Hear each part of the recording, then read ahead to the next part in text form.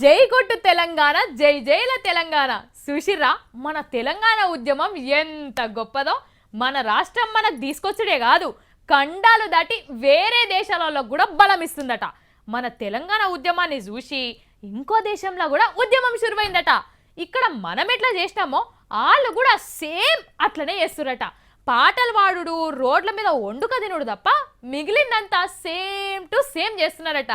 కావాలంటే చూడురి. మన తెలంగాణ ఉద్యమం అంటే ఏమో అనుకున్నాం గానీ ఖతర్నాకే ఉన్నది దీని కథ.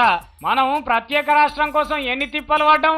జగన్మోహన్ సర్కార్లను గరిగిచ్చి ప్రత్యేక రాష్ట్రం తెచ్చుకున్నాం కదా. ఇదేదో మంచిగా వర్కౌట్ అయ్యేటట్టున్నదని గ్రేట్ బ్రిటన్ లో కలిసిన స్కాట్లాండ్ వాళ్ళు కూడా మన ఉద్యమాన్ని కాపీ కొట్టి ఆడ పేస్ట్ చేసిండ్రట.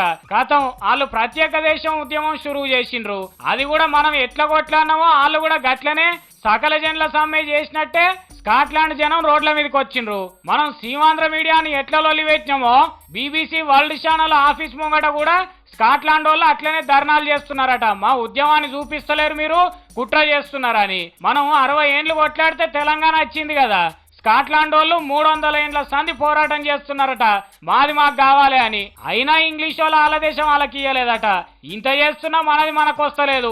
రావాలంటే ఇక తెలంగాణ వాళ్ళు చేసినట్టే ఉద్యమం చేయాలని మోపు చేసిండ్రట.